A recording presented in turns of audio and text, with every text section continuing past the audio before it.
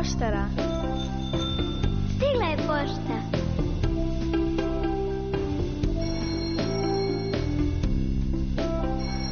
Mnogo toga zanimljivo pa događalo se u našoj školi. Danas imam jednu vijest. Stigla je pošta.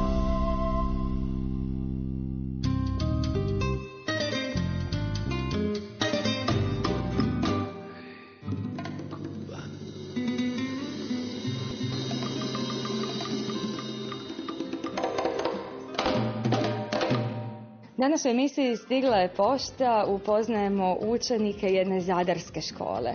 Došla sam u osnovnu školu Bartula Kašića u Zadar zbog njihovih vrijednih projekata, zbog mnogo toga što oni rade.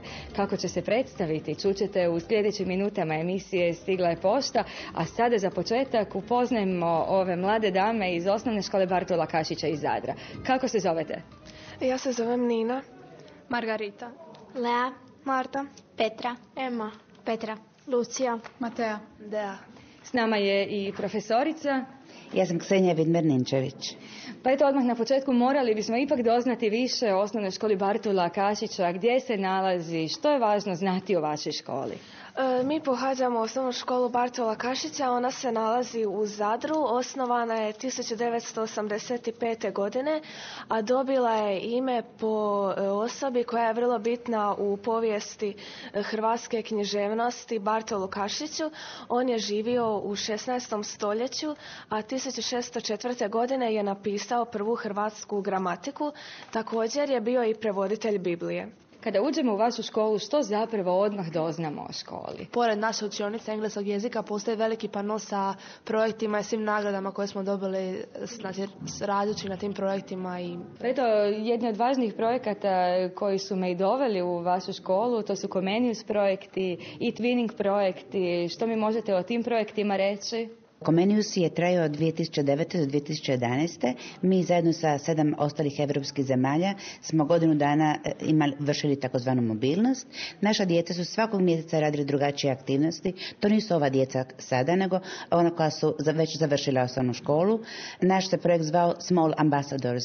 Ja sam u ime toga što su to mali ambasadori koji su predstavili svoju Europu i ovu našu grupu, oni su zapravo mali ambasadori svoje zemlje, putujući po virtualnim i twinning projektima koje vodimo već pune 2 godine i za koje sa ponosom mogu reći da smo najuspješnija sa 7 evropskih nagrada izvrsnosti, najuspješnija škola u Hrvatskoj. Kako to da ste odlučili uopće djecu potaknuti na tako nešto, dakle povesti ih u Europu kroz te projekte?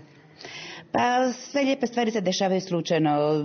Upoznaš kolegica radi na nekim projektima, ti pitaš koji su, o čemu se radi, kaže uključi se, ja se uključim, vidim da je to savršeno, uključim odmah mnoštvo djece. Djeca se oduševe jer je to nešto drugo, jer je to nešto drugačije, jer je to na engleskom, jer je on povezano sa informatičkim tehnologijama, najnovijim tehnologijama. Moja djeca, mogu reći, su evropski osvještena. Ona znaju što znači biti partner, oni su moji mali partneri, ali oni su i partneri mnogih zemalja Europe, preko 30 zemalja Europe. Oni su moji suradnici i oni mi daju ideju i inspiriraju mene, oni inspiriraju da nastavimo dalje i eto tako, to je, mislim, ključ uspješnosti. Ja slušam njih, oni slušaju mene, mi slušamo ostale i surađujemo s drugima i to je fantastično. Pa eto, možda da pobrojimo odmah na početku koji su to projekti koji su možda u tijeku, koje ste radili sad u ovome periodu. Evo možda prvo da čujemo koji su projekti, pa ćemo onda o svakom od njih nešto više reći. Jedan od starijih prošlogodišnjih projekata je King of My Castle, za koje smo dobili European Quality Label. Također bavili smo se i projektom Chain Reaction koje smo nastavili i ove godine. Prošle godine bavili smo se i umjetnicima u projektu Local Artists. Također ove godine uključili smo se u projekte Christmas Festival, Healthy Food, Intelligent Children i ostale projekte koje će vam spomenuti i ostali večeri. Kao što možemo čuti, engleski je vrlo važan da biste mogli sudjelovati u ovim projektima. Učite li ga doista samo u školi? Daje li vam škola dovoljno znanja? U stvari, ova škola nam daje dovoljno znanja da govorimo s ostalim kolegama iz razreda engleski, ali ovi projekti stvarno nam daju više nego što možete zamisliti. Oni nas sprijateljuju sa različitim kulturama, sa različitim prijateljima i upoznajemo nešto što možda moje kolege iz razreda nikad neće vidjeti. Ovo je stvarno prekrasno što mi sada doživljavamo.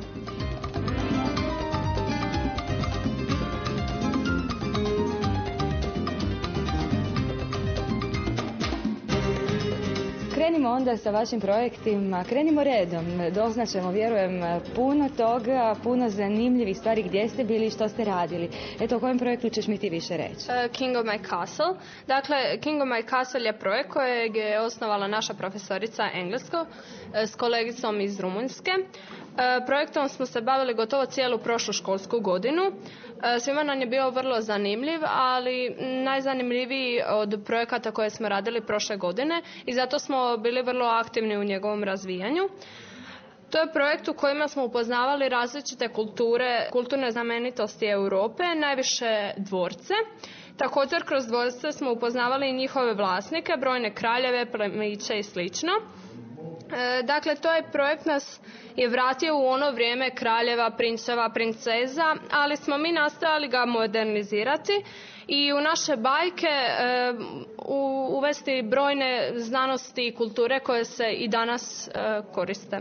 Jedna od njih je literatura ili književnost. U tom dijelu projekta smo se bavili mnogim pričama u koje smo stopili naša nova znanja o pojedinim dvorcima i plemenitim osobama, a čak smo izmišljali priče o princezama, princevima, kraljicama, kraljevima, a jedna takva priča je priča naše profesorice, to je igrokaz pod nazivom Princess Amalia, koji je tijekom izvođenja bio vrlo zanimljiv domaćem stanovništvu zato što smo ga mi glumili u cijelosti na engleskom jeziku, a vrlo smo ponosni zbog toga što smo ove godine pozvani da za dan iza nastavnih aktivnosti mi predstavljamo našu školu upravo tim igrokazom. Naša profesorica nas je snimala i sve to objavila na stranicama e-twinning projekata. Također u naše bajke smo uveli i matematiku. U tom dijelu projekta bavili smo se najviše Pitagorinim poučkom koji se spominje i u našem igrokazu. Tada su u našim bajkama brojni učeni prinčevi uspijevali doći do svojih princeza pomoću znanja iz matematike.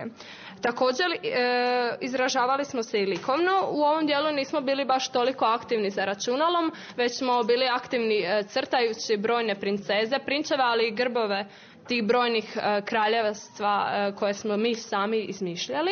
Kad sam vidjela kako je King of My Castle uspješan i kako je nešto predmet je pretvorio u zabavu, dobila sam inspiraciju za našu ikonu koja je poslije postala ikona King of My Castle.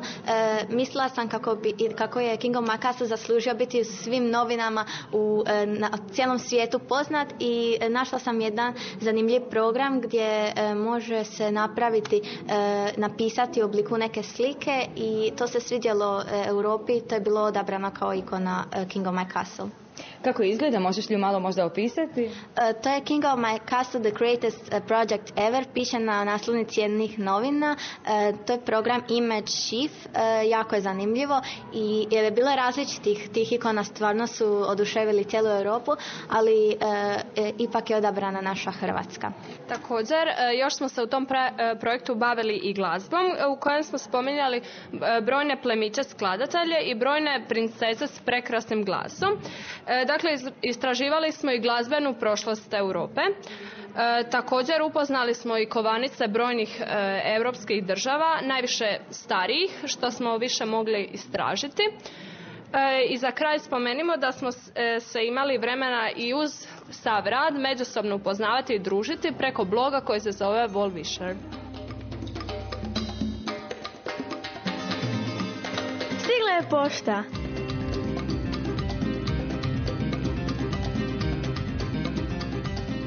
Krenimo dalje. Sljedeći projekt o kojemu želite više reći. Pa to je projekt Christmas Festival, u njega smo stupili ove godine. Vrlo je zanimljiv zbog toga što možemo zapravo upoznati običaje drugih zemalja, božićne običaje drugih zemalja.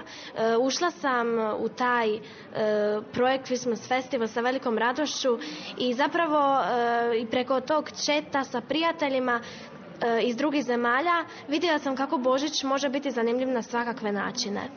Imamo i natjecanje iz božićnih pjesama, imamo ih 4, već smo ih snimili. Također imamo i natjecanje iz pjesme Silent Night, odnosno Tiha noć, koju svaka država pjeva na svom jeziku. Pa možda da čujemo i koji stih? Silent night, holy night, all is calm, all is bright, run young virgin mother and child, holy infant so tender and mild, sleep in heavenly peace, sleep in heavenly peace. Je te netko posebno uvježbavao upravo da bi izvela Silent Night na poseban način, možda profesor glazbene kulture ili ideš u neku glazbenu školu? Pa idem u glazbenu školu, ali zapravo najveći mi je poticaj dala naša profesorica engleskog jezika. Dakle, zapravo vidim da mnogi predmeti su uključeni u vaše projekte, ali profesorica engleskog jezika ipak ima prste u svemu. Pa naravno, ona je naša voditeljica koja nas vodi kroz ovaj prekrasan svijet projekata. Što još reći o ovom božićnom projektu? Jeste li čuli neke zanimljive priče upravo iz Europe kako oni slave Božić, nešto što je drugačije nego ovdje kod nas? Pa svi imaju drukčije običaje i zapravo ti su nas običaji potakli da napravimo školsku božićnu priredbu, dakle za nju nas je inspirirao projekt, a autori predstave su učenice 7. razreda Marta, Matea i Petra. To je došlo na ideju kada smo odradili predstavu Princesa Malija i onda smo došli na ideju da napišemo predstavu za Xmas festival. I onda smo uzeli papir i olovku i počeli pisati. To je sve bilo prekrasno i svi smo se uključili, u svaku rečenicu je netko nešto dodao, a pripreme su bile stvarno, svi smo se zabavili, bila je ludnica doslovno. Ako s time sami smo se sredili, uzeli smo, ja sam bila baka mraza, ja sam kecelju ustavila. A predstava gledala je škola cijela, dolazili su učenici, profesori i užasno smo se zabavili, niko se nije sramio, nitko nije imao tremu, sve je bilo super. I onda smo na kraju i pjevali pjesmu. Svi su pljeskali, neki su se na noge digli, pljeskali su i pjevali su s nama i bilo je stvarno super osjećaj, super kada shvatiš da ljudi tebe zapravo i slušaju i gledaju i da prate pozornost. I to je najvažnije, da je publika zadovoljna.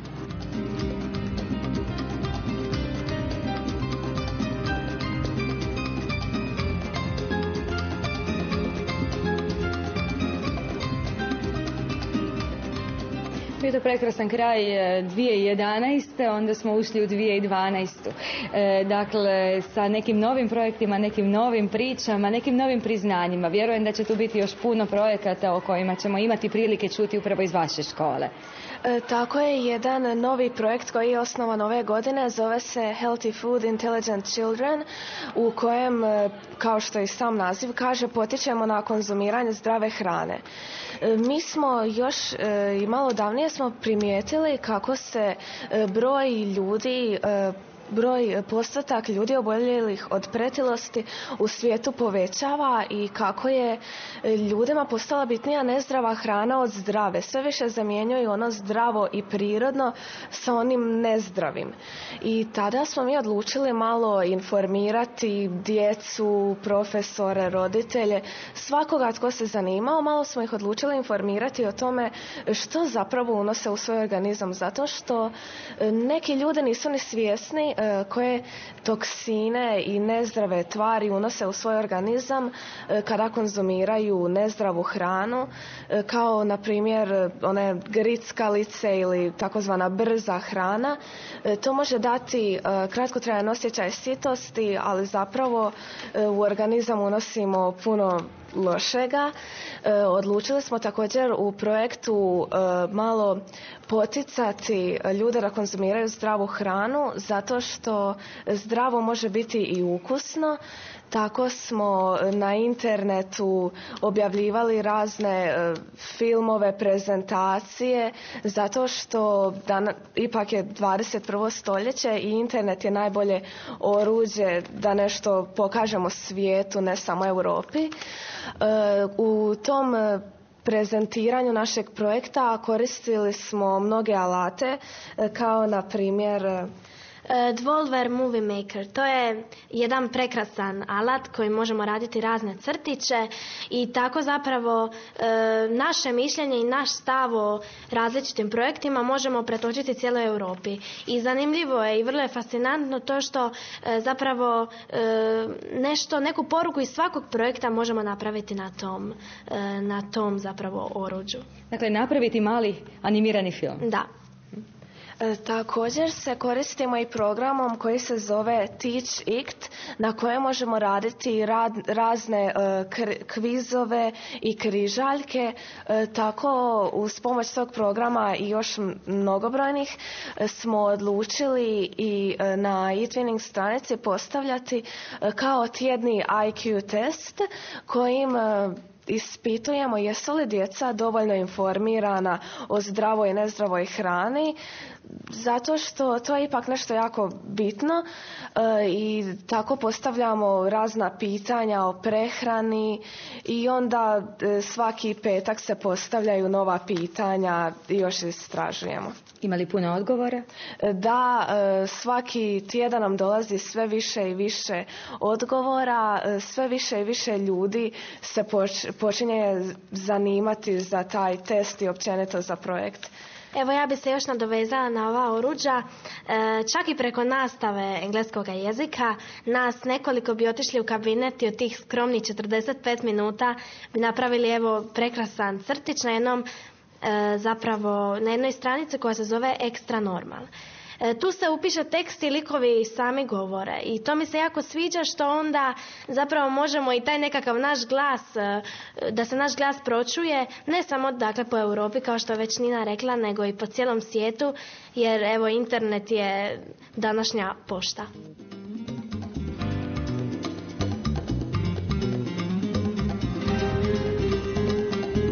Stigla je pošta.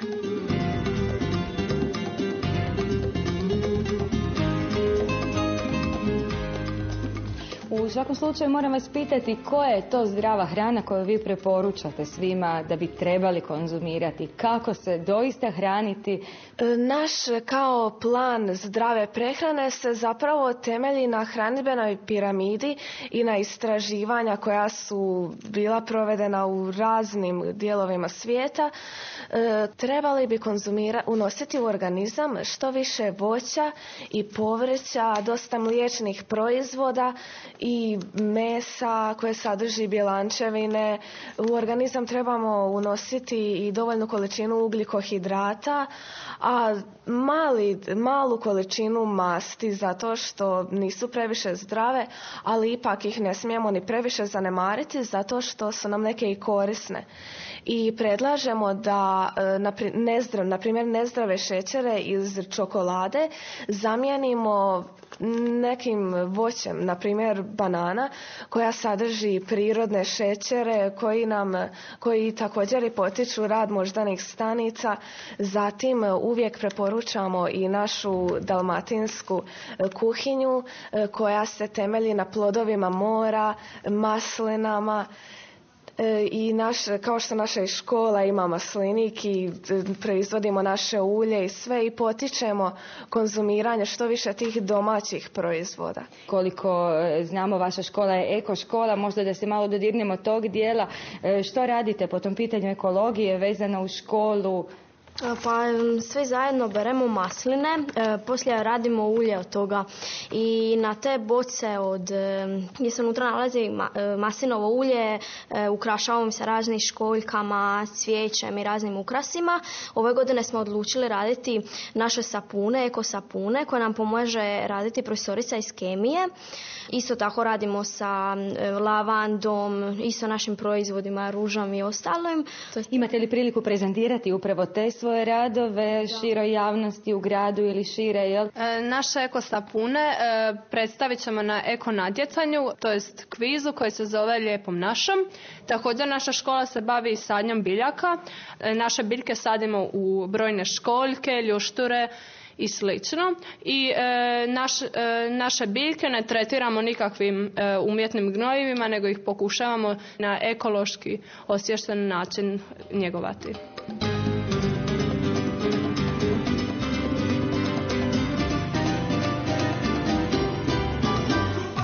Eto, nakon ove ekologije, možda da se vratimo i twinning projektima, još ih je nekoliko koje moramo predstaviti.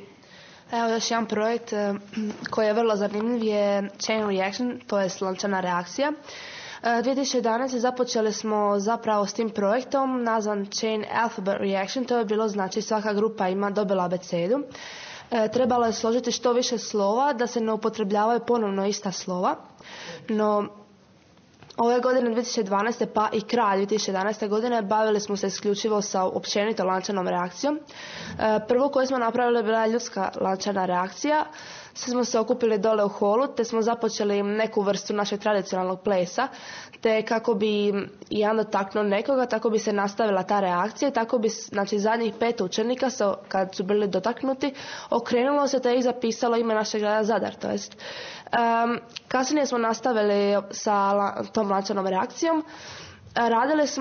Prvo smo napravili inicijale našeg grada ZD sa keksićima isključivo, a sljedeće smo napravili bilo je povezano sa ljudskom lančanom reakcijom, te smo znači sa malom čokoladnom kuglicom smo se dobacivali od početka škole da se pokaže uglavnom ta unutrašnja škola i izgled naše škole, te tako smo došli sve do vrha naše učionice.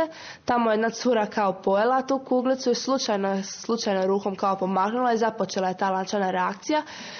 Što je posebno u toj reakciji bilo je to što smo imali keksićima isključivo, sve je bilo samo čokoladice, slastice, sve jestivo uglavnom. Ali bilo je prikazi crkve Svetog Donata i Testošije, što je bilo vrlo zanimljivo, a sve ispod toga su bile sve kao boje neke, bilo je prezanimljivo, ali i vrlo naporno za slagati, no kasnije ta lančana reakcija završila je velikim kao osmijehom, a te smo to pojeli u par dana. Slatko, a zapravo na kraju projekt je bio vrlo uspješan upravo kroz te sve slatke male kolačiće. Moramo reći da je to jedan od isto nagrađenih projekata sada. Proglašen je jednim od najboljih u 2010. i 2011. školskoj godini. Dobili smo nagrade Medeu, nagradu za međunarodnu suradnju na polju medijske kulture, te nagradu Comet i još znači Chain Reaction baš je dobila tu nagradu prvo mjesto. No prvi put su dodjeljivanje nagrade za najbolji projekt, što smo mi također dobili, što još možemo reći Chain Reaction je da su osnovali Belgija i Škotska, te da je to znanstveno-umjetnički projekt baziran isključivo na fizici i matematici.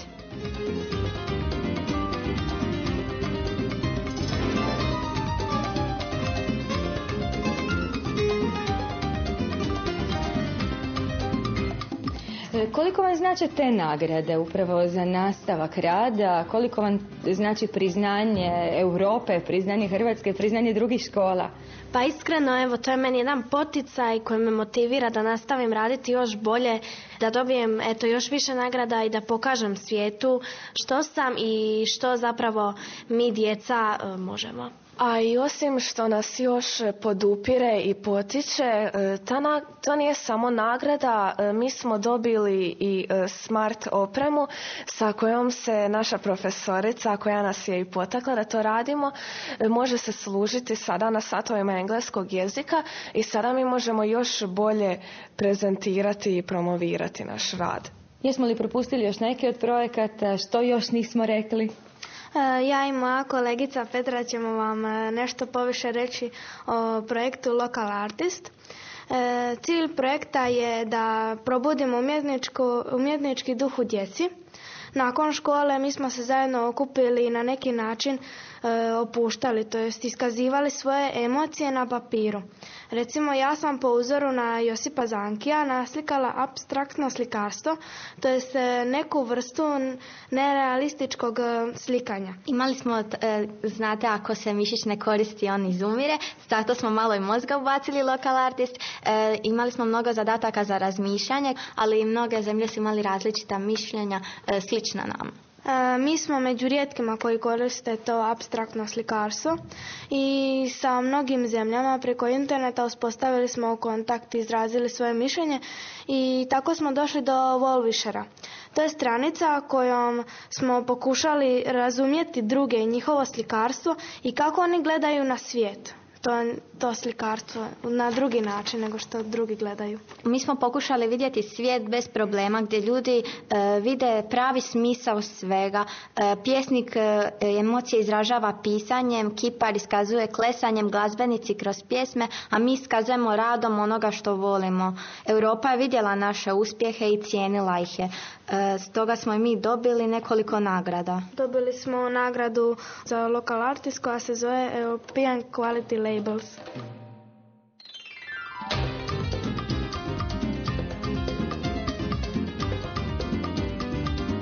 Stigla je pošta.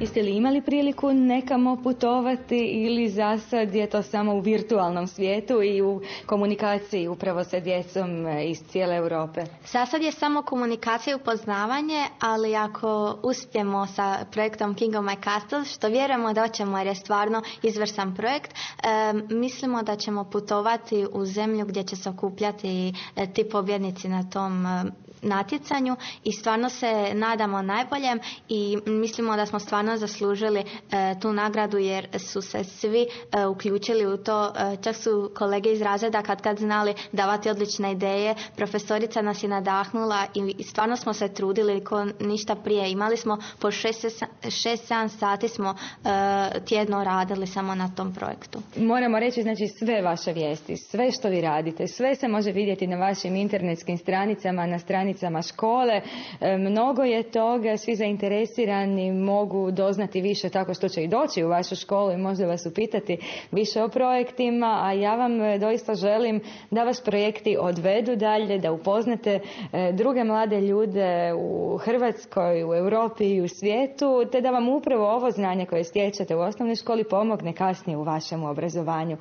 Što biste vi možda poručili svoj djeci koja će vas slušati? Imate li neku konstruktivnu poruku sada za kraj? Evo, ja stvarno želim poručiti svima da se uključe u projekte, da kažu svojim profesorima kako zapravo može biti prekrasan taj virtualni svijet, ali na taj edukativan način i što se sve može vidjeti kroz te projekte i koga sve možemo upoznati i kako možemo proširiti svoje spoznaje i kako možemo ojačati svoj stav. Ja sam htjela reći, djeca puno nauče pišući pjesme i crtajući. Evo, na primjer, Matea, ona jako dobro piše pjesme, pa neka pročita nešto. Evo da čujemo onda za kraj jednu od pjesama. Dobro, ovo sam ja napravila za Božić inspiracijom od svih. Znači, zove se Anđeoska pjesma. Zlatne kose, pogledom jutarnje rose i noge bose, ponosno aurore nose. A na nebu se čuje glazba neka, tako slatka, tako meka, još i kao blaga jeka, pravi trenutak čeka. Tako nježno sviraju, dok pažljivo tipke biraju, uspavanke nam drage i mile, koju pjevaju božanske vile. Pjesma očaravajuća, bajna, prekrasna božićna tajna, koju će saznati milijuni ljudi, a glasi, sad sretan čovječe budi.